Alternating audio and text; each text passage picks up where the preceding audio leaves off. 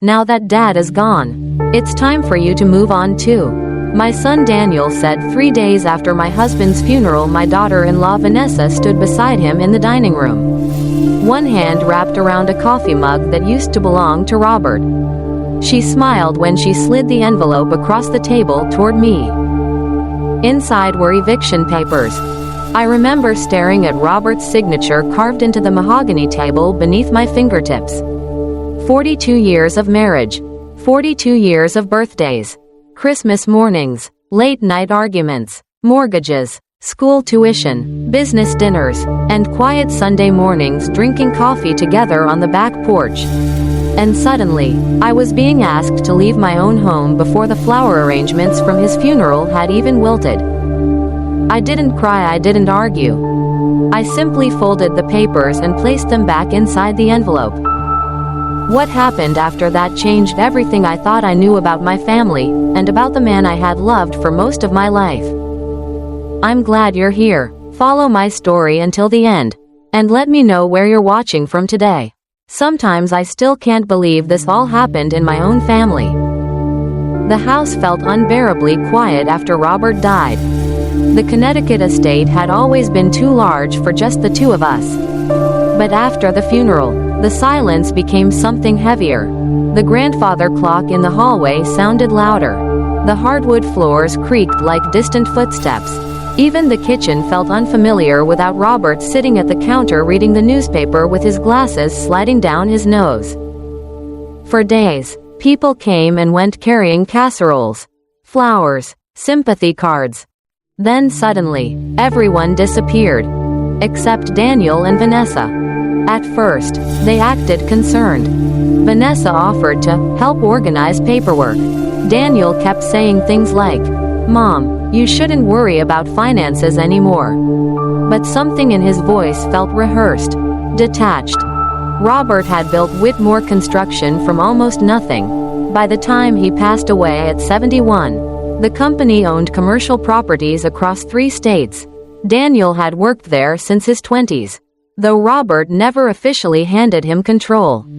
That used to confuse me. Now, sitting across from my son while he pushed legal papers toward me, I finally understood there had always been something unspoken lingering beneath the surface of this family. "You don't need this big house anymore," Vanessa said gently, too gently. "A retirement community would actually be better for you." Retirement community. The words landed softly, but they cut deep. This was the same house where I brought Daniel home from the hospital as a baby. The same staircase where Robert taught him how to ride a bicycle indoors during a snowstorm. The same dining room where we celebrated his college graduation. And now they were discussing my future as if I were an inconvenience to relocate. Daniel wouldn't meet my eyes. That hurt more than the papers themselves. Finally, he sighed and leaned back in his chair. "Dad wanted things to move forward," he muttered. No, that wasn't true. Robert had many flaws. He could be distant, quiet, sometimes impossible to read, but he would never have thrown me away like this. I knew that much. That night, long after Daniel and Vanessa went upstairs, I sat alone in the dark living room with Robert's old cardigan folded across my lap. Around midnight, my phone rang. I almost ignored it. But when I saw the caller ID, my stomach tightened. It was Robert's attorney. "Mrs. Whitmore," he said carefully, "there's something your husband instructed me to give you privately, before the inheritance process begins." I looked toward the staircase, listening to the faint sound of my son and his wife moving around upstairs. Then the attorney said something that made the hairs on my arms rise. "Your husband left behind a sealed DNA file." I barely slept that night.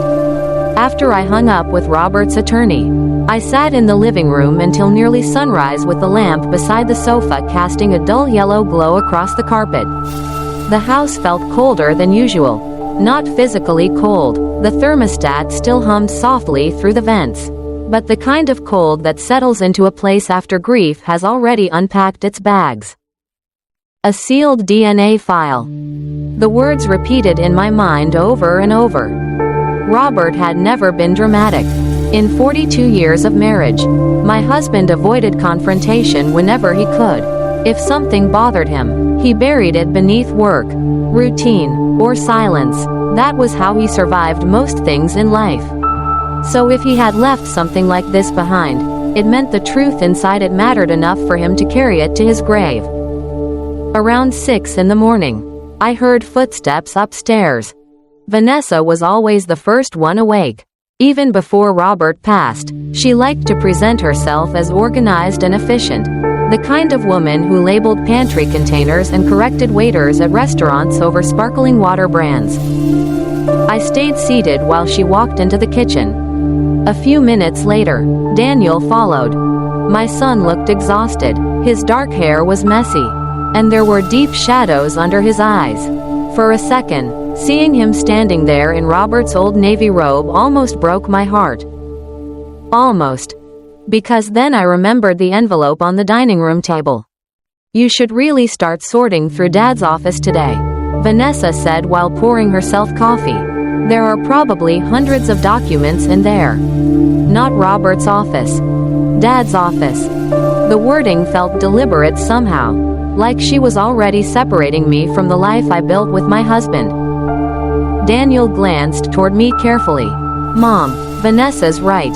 There's a lot to handle." I nodded once but said nothing. That seemed to make them uncomfortable. People expect emotional reactions when they hurt you. Tears, anger, begging. Silence unsettles them far more. Vanessa opened the refrigerator and frowned slightly at the flower trays left over from the funeral reception. "We should probably throw some of this out," she muttered. "We." Another small word that suddenly sounded enormous. I looked around the kitchen slowly. The white cabinets Robert had insisted on installing himself 15 years ago. The copper pans hanging above the island. The little scratch on the hardwood floor from when Daniel crashed his toy truck into the wall at age 6. Every inch of that room carried pieces of my life. Yet somehow, overnight, I had become a guest inside it. Later that afternoon, after Daniel left for the company office, I finally walked upstairs to Robert's study. The room still smelled faintly like cedarwood and old paper. His reading glasses rested beside an open ledger exactly where he'd left them before his final hospital stay. For a moment, I just stood there holding the edge of his desk. Then I noticed something strange. One of the lower filing drawers was slightly open. Inside sat a thick manila envelope with my name written across the front in Robert's handwriting. Not Eleanor. Ellie. He hadn't called me that in years. My hands trembled as I picked it up. Underneath my name, Robert had written 5 words that made my stomach tighten instantly. "If Daniel pushes you out." I sat down slowly in Robert's leather chair with the envelope resting in my lap. For a long moment, I couldn't bring myself to open it. The late afternoon light filtered through the tall windows of his study, turning the dust in the air gold. Outside, the trees behind the property swayed gently in the October wind. Everything looked calm, ordinary.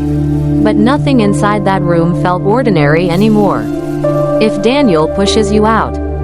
Those words alone told me Robert had expected this. That realization hurt more than I wanted to admit. Not because Daniel had disappointed me. Mothers spend their whole lives preparing themselves for disappointment in small ways. Children grow distant, families change, priorities shift. But Robert had known something I didn't. And he had carried it alone. My fingers finally loosened the seal. Inside the envelope were several documents, a small silver key taped to the corner, and a handwritten letter folded neatly in half. The sight of Robert's handwriting nearly broke me. Robert wrote the way he spoke. Careful, reserved, every sentence measured before it touched the page. I unfolded the letter slowly. "Ellie, if you're reading this," then things unfolded exactly the way I feared they would. "First, I need you to know something before you hate me for keeping this from you. I loved Daniel. I loved him every day of his life. No matter what you discover after this, My chest tightened instantly. I stopped reading and stared at the wall across from me. The clock on Robert's bookshelf ticked softly in the silence. No matter what you discover after this. A strange numbness spread through my body then. Not panic, not even fear yet, just the feeling that the floor beneath my life had shifted slightly out of place. I continued reading. 38 years ago, I received information that made me question whether Daniel was biologically mine. I never confronted you because by then, he was already my son in every way that mattered. But I began quietly protecting you both in case the truth was ever used against this family. I covered my mouth with my hand. For a second, I honestly thought I might be sick. No, that wasn't possible. Daniel was Robert's son. He had his mannerisms, his habits, even the same stubborn crease between his eyebrows whenever he was frustrated. Didn't he? My mind immediately started reaching backward through decades of memories, trying desperately to hold everything together before it collapsed. Our wedding. My pregnancy. Robert holding Daniel in the hospital. Family vacations in Maine. Baseball games. College graduation. Christmas mornings. 42 years of memories suddenly felt fragile. The letter trembled in my hands. Then I noticed another sentence near the bottom of the page. The DNA confirmation documents are secured in box 122 at Hartford Trust Bank. Use the enclosed key. I stared at those words for a long time. Robert hadn't suspected. He had confirmed it. A car door slammed outside downstairs, pulling me back to the present. Daniel was home. I quickly folded the letter just as I heard Vanessa's voice drifting through the foyer below. I don't care what his mother says. She snapped quietly. The estate belongs to us now. Us. Not family. Not Robert's legacy. Us. At that moment, something inside me changed. Not anger. Something colder. Because for the first time since Robert died, I realized my husband hadn't spent decades protecting himself from the truth. He had spent decades protecting me from it. That night, I didn't go downstairs for dinner. I stayed inside Robert's study with the door locked, sitting in silence while the sky outside slowly darkened over the property. Every few minutes, I reread the letter, hoping the words might somehow rearrange themselves into something less painful. They never did. 38 years. Robert had lived with that knowledge for 38 years. And somehow, I had never seen it. Looking back, the signs had always been there. Small things at first, moments that felt strange at the time but harmless enough to ignore. Robert became quieter after Daniel turned 4. Not cold exactly, just distant in ways I couldn't explain back then. Before that, he used to rush home from work carrying little gifts for Daniel. Toy trucks, baseball cards, ice cream from the diner near the office.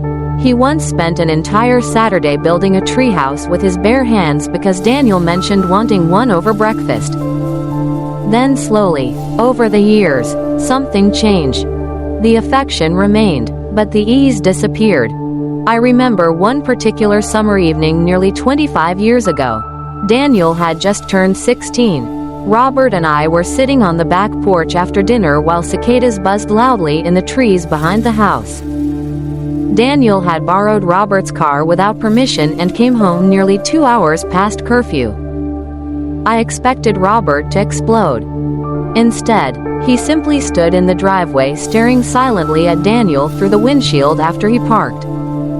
No yelling, no lecture. Just silence. That silence lasted for days afterward. At the time, I thought Robert was disappointed because Daniel reminded him too much of himself, stubborn, impulsive, reckless. Now I wondered if Robert had been searching Daniel's face for traces of another man. The thought made my stomach twist painfully.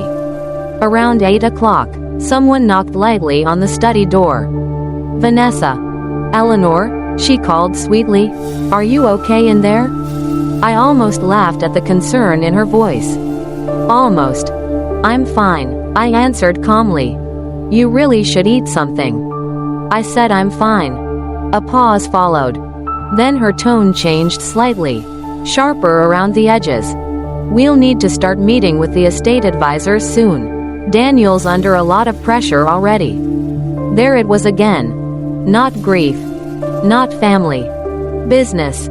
Assets. Control. I closed my eyes and leaned back in Robert's chair. For years, I had blamed myself for the growing distance between Robert and Daniel. I assumed it was normal. Fathers and sons often drift apart once adulthood settles in. Pride gets in the way.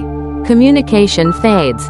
But now another possibility sat heavily in my chest. Maybe Robert had spent decades loving Daniel while quietly mourning something at the same time. That kind of pain must change a person eventually. I heard Vanessa's footsteps disappear down the hallway. Then silence returned. A few minutes later, I opened the desk drawer again and picked up the small silver key Robert had left for me. Hartford Trust Bank. Box 122. Whatever waited inside that box had the power to destroy the version of my life I had believed in for over 4 decades. But deep down, I already knew the destruction had started long before Robert died. He had simply been carrying it alone all those years while pretending everything was normal for my sake. And somehow, that hurt even more than the betrayal itself. The next morning, I drove to Hartford Trust Bank alone. Rain fell steadily across the windshield as I made my way through downtown Hartford. Gray clouds hung low over the city, turning everything dull and colorless. I kept both hands tight on the steering wheel the entire drive, trying not to think too far ahead. I was afraid of what waited inside box 122. But I was even more afraid that Robert had died carrying all of this pain without ever letting himself speak it aloud. Hartford Trust occupied an old stone building with brass doors and marble floors polished so clean they reflected the ceiling lights above. Robert had banked there for decades. The employees still greeted me quietly when I walked inside. Mrs. Whitmore, the receptionist said softly, "We were very sorry to hear about your husband." I thanked her with a small nod. Even saying the words my husband now felt strange. A young man escorted me downstairs to the private vault area. The further we walked, the colder the air became. Thick steel doors lined the hallway. Everything echoed softly. Finally, he stopped beside a narrow room with a wooden table in the center. "Take your time," he said gently before leaving me alone. For several seconds, I simply stared at the small metal box sitting in front of me. Then I reached into my purse and pulled out Robert's silver key. My hand trembled slightly as I unlocked it. Inside were several folders, old financial documents, a sealed DNA report, and one more handwritten note folded carefully on top. "Ellie, if you've reached this point, then Daniel and Vanessa have already shown you who they truly are. I'm sorry." The words blurred for a moment as tears finally filled my eyes. Not because of the DNA anymore. Because Robert had known. He knew exactly what would happen to me after he died. I wiped my face quickly and continued reading. I spent years hoping I was wrong. Hoping blood wouldn't matter. Hoping love would be enough to keep this family together after I was gone. But I watched Daniel become someone who values ownership more than loyalty. And Vanessa only strengthened that part of him. If they force you out, do not surrender the estate. Everything legal is already protected. I slowly opened the DNA report beneath the letter. The room felt completely silent except for the faint hum of the ventilation system overhead. Confidential paternity analysis. I stopped breathing for a second. Robert Whitmore, excluded as biological father. The sentence sat there plainly on the paper. Clinical, cold, final. 42 years of marriage suddenly divided themselves into before and after. I leaned back in the chair and closed my eyes. My mind searched desperately for explanations, memories, timelines. There had been a brief separation early in our marriage, only a few weeks after a terrible argument while Robert traveled constantly for work. I remembered feeling lonely back then, young, angry, confused. But I had buried those memories so deeply over the years that they barely felt real anymore. And Robert had discovered the truth somehow and chosen silence instead of destroying our family. For the first time in 42 years, I realized Robert had carried this pain alone. Not for months. Not for a season. For nearly his entire adult life. I looked back down at the documents. Beneath the DNA report sat another folder labeled Whitmore Family Trust, Biological Heir Clause. And suddenly, I understood why Daniel had been in such a hurry to remove me from the house. I didn't leave the bank for nearly 2 hours. Most of that time, I sat alone in the private room staring at the trust documents spread across the table in front of me. My entire life felt divided into fragments now. Some pieces suddenly made sense. Others hurt too much to examine closely. Robert had rewritten the Whitmore family trust 6 years earlier. The attorney handling the estate had signed every amendment personally. One sentence appeared over and over throughout the documents. Biological descendants of Robert Whitmore shall retain primary inheritance rights to all protected family assets. At first, the wording felt almost cruel. Cold, legal, precise. But the more I read, the more I understood what Robert had actually been trying to do. He wasn't punishing Daniel. He was protecting me. Because Robert knew exactly what would happen after his death if Daniel ever discovered the truth himself. I finally gathered the papers back into the folder and left the vault room feeling older than I had that morning. Outside, the rain had stopped. The sidewalks glistened under weak afternoon sunlight while people hurried past carrying coffee cups and briefcases like any other normal day. It felt strange how ordinary the world looked while mine quietly collapsed beneath me. Before driving home, I called Robert's attorney from the parking garage. His name was Arthur Klein. Robert had trusted him for over 30 years. I read everything, I said softly once he answered. There was a long pause on the other end. Then Arthur sighed. I always hoped you'd never have to. I leaned against my car door and closed my eyes briefly. Did Robert know for certain all these years? Yes. The answer came gently, immediately. No hesitation. Something inside me sank even further. Arthur continued carefully. Your husband found out shortly after Daniel's 4th birthday. He ordered the first test privately. Then another years later before updating the trust. I swallowed hard. And he never wanted to tell me? He was terrified of losing you. That sentence stayed with me long after the call ended. Robert had spent decades carrying betrayal and fear at the same time. Fear that exposing the truth would destroy our family. Fear that I would leave him once I discovered he knew. But in the end, silence destroyed us anyway, just slower. When I returned to the estate later that afternoon, I immediately noticed a moving truck parked near the side entrance. My stomach tightened. 2 men were carrying furniture out of Robert's home office. His office. I stepped out of the car slowly. What's going on? Vanessa appeared in the doorway holding a clipboard. Oh good, you're back, she said brightly. We're converting Robert's office into a nursery. Nursery. For a moment, I honestly thought I'd misheard her. She rested a hand lightly against her stomach then smiled.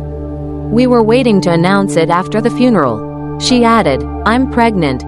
I looked past her toward Robert's desk being carried through the hallway by strangers. The same desk where he had written letters trying to protect me after he died. Daniel finally appeared behind her, looking uncomfortable. Mom, it just makes sense, he muttered. The baby will need space. The baby. The future heir. That was what they believed. I studied my son's face quietly then. His eyes. His posture. The familiar crease between his eyebrows. For the first time in my life, I stopped searching for Robert inside him. And once I stopped searching, I realized I could no longer find him at all. I said nothing about the pregnancy that evening. Vanessa seemed almost disappointed by my reaction. I think she expected tears, shock, maybe even gratitude at the thought of becoming a grandmother. Instead, I simply watched movers carry Robert's things out of his office while she stood there discussing paint colors for the nursery. Soft green, cream-colored curtains, a reading corner by the window. They were redesigning my husband's study before the sympathy cards had even stopped arriving in the mail. Daniel avoided looking directly at me most of the night. He spent dinner talking about company restructuring instead. Budgets, staffing changes, expansion plans. Every sentence sounded rehearsed, as if he'd already convinced himself Whitmore Construction belonged entirely to him now. Vanessa barely touched her food. Pregnancy had suddenly transformed her into the center of the household. Every conversation circled back to the baby, the future, the family line. I nearly lost my composure at that phrase. Family line. If only they understood how fragile that illusion truly was. After dinner, I quietly carried my plate into the kitchen while Daniel remained at the dining table reviewing paperwork. For a brief moment, I caught sight of Robert's reflection in the dark kitchen window behind me. Not literally, of course. Just memory. The way he used to sit at that table late at night with reading glasses low on his nose, pretending to work while secretly listening to every conversation happening in the house. Suddenly, I understood something that hadn't occurred to me before. Robert had spent decades watching Daniel grow older while carrying the knowledge that one day this exact moment might happen. The betrayal hadn't started after his death. It had lived quietly beside him for years. Around 10 o'clock, I returned upstairs and locked myself inside our bedroom. I hadn't slept properly there since Robert passed. His side of the bed remained untouched. Even his watch still rested on the nightstand exactly where he'd left it before going to the hospital. I opened the trust folder again beneath the soft bedside lamp. This time, I noticed another clause attached near the back. In the event of disputed biological succession, all inheritance distribution shall remain temporarily frozen pending legal verification. Frozen. That explained Daniel's urgency. If he suspected even a fraction of the truth, then every day mattered to him now. My eyes moved lower down the page.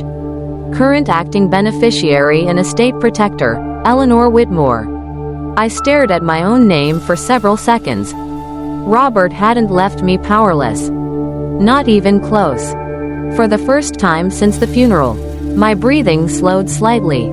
Then I heard raised voices downstairs. Daniel and Vanessa. I moved quietly into the hallway and paused near the staircase. You promised this would already be settled, Vanessa whispered sharply. I'm trying, Daniel muttered back. She's stalling on purpose. She just lost Dad. And if the lawyers freeze everything before the transfer happens? Silence followed. Then Vanessa lowered her voice even more. We cannot lose this house. Daniel. Lose. Not protect. Not preserve. Lose.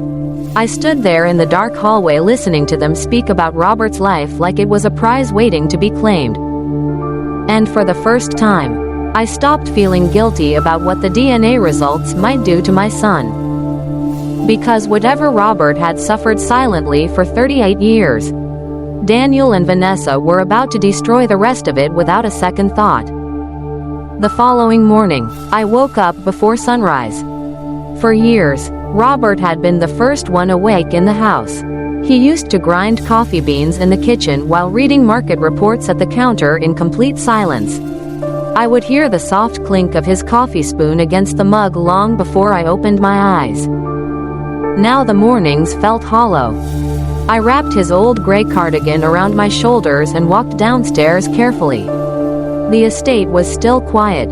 Vanessa and Daniel rarely woke before 8 unless they had meetings. For the first time in days, I stepped into Robert's office alone. Or what was left of it. Half the bookshelves had already been emptied. Family photographs were stacked carelessly inside cardboard boxes near the wall. Someone had removed Robert's framed business license from above the fireplace.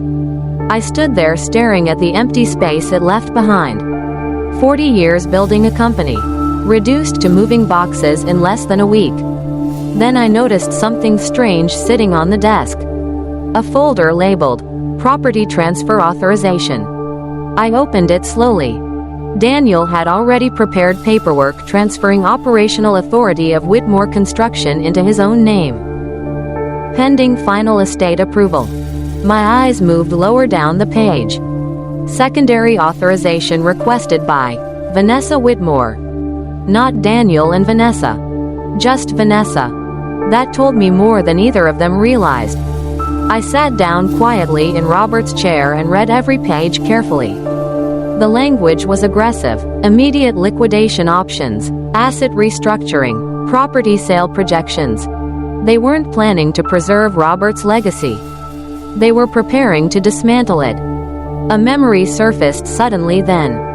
About 7 years earlier, Robert and Daniel had argued late one night in this very office. I never heard the full conversation, only fragments drifting upstairs through the vents.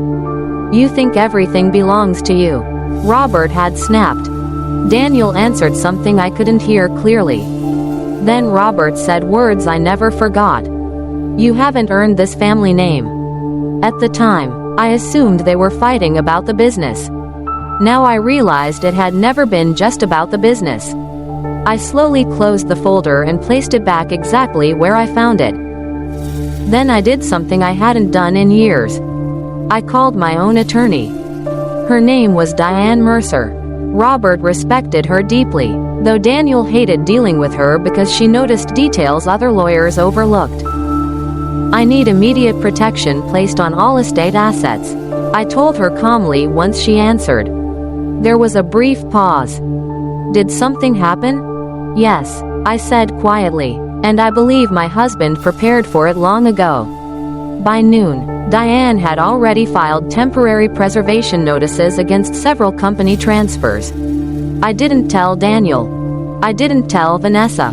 Instead, I spent the afternoon sitting on the back porch watching dead leaves blow across the lawn while the legal machinery quietly began moving underneath them. For the first time since Robert died, I finally understood why he had chosen silence over confrontation all those years. Truth doesn't always explode immediately. Sometimes it waits. Patiently. Quietly. Like a crack spreading beneath the foundation of a house no one realizes is already collapsing. That evening, Daniel came home visibly tense. Vanessa met him near the foyer almost immediately. The bank froze part of the transfer request. She whispered sharply. Daniel looked stunned. "What?" They said additional legal review is required now. His eyes lifted slowly toward me sitting alone in the living room. For several seconds, neither of us spoke. Then my son asked the question very carefully. "Mom, did Dad leave you more control over the estate than I realized?" I looked at him calmly across the room. And for the first time in my life, I didn't know whether I was looking at my son anymore. 3 days later, the family gathered for the official estate meeting. Robert's attorney insisted it happen at the main conference room inside Whitmore Construction instead of the house. I understood why the moment I arrived that morning. The company building still felt like Robert. Dark walnut walls, framed photographs of construction crews dating back 30 years, awards lined neatly across the reception hall. Even the faint smell of sawdust and black coffee lingering in the corridors reminded me of him. Daniel walked into the conference room already wearing confidence like a suit. Vanessa stayed close beside him with one hand resting protectively against her stomach. She wore cream-colored maternity clothes and a diamond bracelet Robert had given me on our 20th anniversary. I noticed it immediately. She saw me looking. Then she smiled and covered it casually with her sleeve. Arthur Klein sat quietly near the far end of the table reviewing paperwork while Diane Mercer organized several folders beside him. The tension in the room felt thick enough to touch. Daniel finally broke the silence first. "I don't understand why the estate transfers were delayed," he said sharply. "Dad made his intentions very clear before he passed." Arthur adjusted his glasses slowly. "Your father made several revisions to the trust during the last 6 years of his life." Vanessa crossed her arms. "Revisions regarding what exactly?" Neither attorney answered immediately. I sat silently near the window watching rain streak down the glass outside. The weather had turned colder overnight.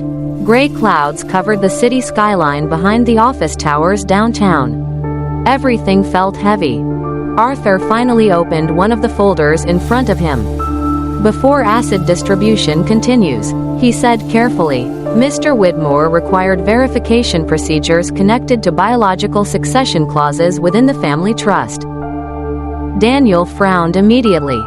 "What does that even mean?" I watched Arthur glance briefly toward me before continuing. "It means certain inheritance protections apply specifically to biological descendants of Robert Whitmore." Vanessa let out a short, nervous laugh. "This is ridiculous. Daniel is obviously Robert's son." No one answered her. That was the moment the atmosphere in the room changed completely. Daniel slowly leaned back in his chair. "Hold on. What exactly are you implying here?" Arthur slid a sealed envelope across the conference table but kept one hand resting firmly on top of it. "Your father requested this remain sealed unless legal disputes over the estate emerged after his death." My chest tightened despite already knowing what waited inside. Daniel stared at the envelope with growing irritation. "This is insane." Vanessa looked less angry than afraid. Tiny details suddenly became noticeable once I started watching her carefully. The way her fingers tightened around her water glass. The quick glance she gave Daniel. The tension in her jaw. Almost like she sensed disaster before it arrived. Arthur spoke again. "Before we proceed further, I need to ask one direct question." The room went completely silent. "Did either of you know this file existed before today?" Daniel looked genuinely confused. "No." But Vanessa hesitated. "Only for a second. Still, I saw it." Arthur noticed too. Diane slowly folded her hands together on the table. Then Arthur finally removed his hand from the envelope. "For legal purposes," he said quietly, "this meeting is now officially recorded." Outside, thunder rolled softly across the city. Inside that room, no one moved. Because deep down, every person sitting at that table suddenly understood the same thing. Whatever Robert buried inside that envelope had the power to destroy this family forever. Arthur opened the envelope slowly. No one in the room spoke. I could hear the soft tapping of rain against the conference room windows and the faint hum of the building's air conditioning overhead. Daniel sat stiffly beside Vanessa. His jaw tight with irritation now more than confidence. He still believed this was some kind of legal technicality. Something temporary. Something he could control. Arthur removed a single document first and placed it carefully on the table. Confidential paternity analysis. The words alone changed Daniel's expression slightly. "What the hell is this?" he asked. No one answered immediately. Arthur adjusted his glasses again before speaking in the same calm voice he'd used for decades inside corporate negotiations and estate disputes. "Your father ordered multiple private DNA verifications over the years," he said quietly. Daniel let out a sharp laugh. "You're kidding." Arthur didn't react. Vanessa's face had gone pale now. Not dramatically, just enough for the color to drain from around her eyes. I noticed Diane watching her carefully too. Arthur opened the report fully. Then he read the sentence out loud. "Robert Whitmore is excluded as the biological father of Daniel Whitmore." Silence. Complete silence. For one strange second, the room almost stopped feeling real. Daniel stared at Arthur without blinking. Then he shook his head once. No. Arthur slid the report across the table toward him. No. Daniel repeated louder this time. That's impossible. Vanessa grabbed his arm immediately. Daniel. No, he snapped, jerking away from her touch. This is fake. I sat motionless near the end of the table with my hands folded tightly in my lap. I thought I would feel anger when this moment came. Maybe even relief. Instead, all I felt was exhaustion. 42 years of marriage suddenly sat in front of me in black ink on white paper. Arthur spoke carefully again. Mr. Whitmore requested a second independent verification 6 years ago before amending the trust. Both results confirmed the same finding. Daniel's breathing became uneven. His eyes moved toward me finally. Toward his mother. You knew? He asked quietly. The pain in his voice nearly broke something inside me. Because despite everything, I had still raised him, loved him, held him through fevers and heartbreak and childhood nightmares. I swallowed carefully before answering. I only found out after your father died. Daniel leaned back slowly in his chair like the strength had drained from his body. Vanessa stood abruptly. This changes nothing, she said too quickly. Daniel was raised by Robert. He worked for the company his entire life. Diane finally spoke for the first time in several minutes. Emotionally, perhaps not. Legally, the trust language is extremely clear. Vanessa's composure cracked then. So you're saying my husband loses everything because of some test from decades ago? Arthur closed the folder gently. I'm saying Robert Whitmore prepared his estate according to biological succession clauses. Vanessa looked furious now. But Daniel looked devastated. Not angry. Not defensive. Lost. And suddenly, for the first time in 42 years, I realized Robert had carried this pain alone while still trying to love the child he raised as his own. That was the cruelest part. Not the betrayal. The love that survived afterward anyway. Daniel looked down at the DNA report trembling in his hands. Then he whispered something so quietly I almost didn't hear it. Did Dad know the whole time? Arthur's voice softened. For 38 years. Daniel closed his eyes. And in that moment, the entire Whitmore family finally collapsed in silence. Nobody moved for a long time after that. The rain continued falling outside the conference room windows while the DNA report remained spread open across the table between us like something alive. Daniel kept staring at it as though the words might change if he looked long enough. They didn't. Vanessa was the first person to break completely. This is unbelievable, she snapped suddenly. You're going to destroy this family over biology? Arthur answered calmly. Your husband's father made those decisions years ago. Robert was his father. She shot back immediately. No one responded. Because emotionally, maybe she was right. But the law didn't care about emotions. And neither did trust clauses written by men trying to protect generations of wealth. Daniel finally stood up from his chair. Slowly, unsteadily. He looked older somehow, not physically, just emptied out. All these years, he murmured, Dad knew. Arthur nodded once. Yes. Daniel looked toward me again. His eyes were red now, though he still hadn't cried. Did you cheat on him? The question landed softly in the room, but it cut deeper than shouting ever could. For a moment, I couldn't breathe. I thought about lying. Even then. Even after everything. But there was no point anymore. There was someone else, I admitted quietly, briefly, early in our marriage. Vanessa stared at me in disbelief. You destroyed all of this because of an affair 40 years ago? I almost laughed at the cruelty of that sentence. Because no. I hadn't destroyed this family alone.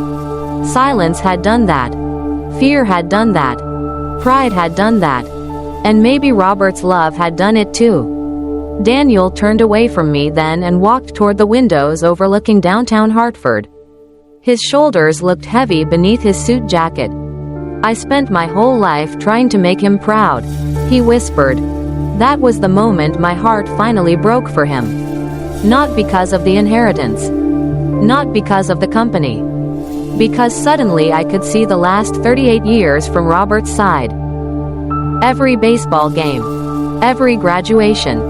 Every father-son argument. Every quiet disappointment. Robert had loved a child while mourning the truth at the same time. I don't know how a person survives that kind of contradiction for decades. Arthur eventually cleared his throat gently and returned to the legal documents. Due to the biological heir clause, Daniel Whitmore is disqualified from controlling ownership of Whitmore Construction and all protected family trust assets. Vanessa sat down hard in her chair. "What does that mean exactly?" she asked quietly. Diane answered this time. "It means the estate remains under Eleanor Whitmore's authority." Complete silence followed. The mansion. The company. The investment accounts. The lake house in Vermont. Everything Daniel thought already belonged to him vanished in less than 5 minutes. Vanessa looked furious. Daniel looked shattered. And strangely, I felt neither victorious nor relieved. Only tired. Because none of this brought Robert back. None of it erased the decades he spent carrying this secret alone. As the meeting finally ended, Daniel stopped beside me near the conference room door. For a second, he looked like the little boy who used to wait by the front window every evening for his father to come home from work. Then he asked quietly, "Did he ever really love me?" I closed my eyes briefly before answering. Yes. That was the tragedy of it all. Robert had loved him completely. And maybe that was what hurt the most in the end. It has been 11 months since the estate meeting. The Connecticut mansion is quieter now. Not empty, just quieter in the honest kind of way houses become after people stop pretending inside them. Most mornings, I wake before sunrise and sit alone on the back porch with a cup of coffee wrapped between my hands. The trees behind the property have already begun turning gold again. Another autumn, another year beginning without Robert in it. Some days, I still expect to hear him behind me. The soft scrape of his chair. The sound of the newspaper folding. His quiet voice asking if I wanted more coffee. But grief changes shape as time passes. It becomes less like drowning and more like carrying a stone in your pocket. You stop reaching for it constantly, though you always know it's there. Whitmore Construction survived. That surprised many people. After the trust dispute, several board members expected the company to collapse without Daniel stepping into permanent control. But Robert had prepared more carefully than anyone realized. Diane helped me restructure leadership quietly over the following months. And eventually I sold a portion of the commercial division to longtime employees Robert trusted himself. I kept only what mattered most. The original company name. The scholarship fund we created in Robert's memory. And the lake house in Vermont. That house meant more to him than any office ever did. Daniel moved out of the mansion shortly after the estate hearing. Vanessa left before winter. I heard through relatives that the pressure became too much after the inheritance disappeared. Lawsuits were threatened, apologies were attempted, then silence settled between them the same way it eventually settles over most broken things. I haven't seen Vanessa since. Daniel visits sometimes. Not often. Usually on Sundays. At first, our conversations were awkward and painfully careful. Like two strangers trying to assemble a shared language from damaged pieces. But slowly, something softer returned between us. Not the same as before. It can never be the same. But real. A few months ago, he stood beside me in Robert's workshop while snow fell outside and quietly asked me something I don't think he had the courage to ask sooner. "Do you think Dad hated me?" I remember looking down at Robert's old tools spread across the workbench before answering. "No," I told him. "I think loving you was the hardest thing he ever did." Daniel cried then. Not loudly. Just silently, staring at the floor the way Robert used to whenever emotions became too heavy to carry openly. And for the first time in 42 years, I finally understood my husband completely. Robert could have destroyed our family decades ago. He could have exposed me, humiliated me, walked away. Instead, he stayed. He raised a child that wasn't biologically his. He protected my reputation. He buried his own pain so deeply that no one, not even me, fully saw it while he was alive. That kind of love isn't simple. And it certainly isn't perfect. But it was real. Sometimes I sit alone at the lake house now and look out across the water at sunset, thinking about all the things Robert never said aloud. The silence he carried. The loneliness. The loyalty. I think that was the true inheritance he left behind. Not the company. Not the mansion. Not the trust. Just the painful understanding that people are capable of loving each other even after trust has been broken beyond repair. Before he died, Robert wrote one final sentence at the bottom of his letter to me. I didn't understand it back then. Now I do. If love were easy, Ellie, none of us would survive family. And somehow, after everything that happened, I think he was right.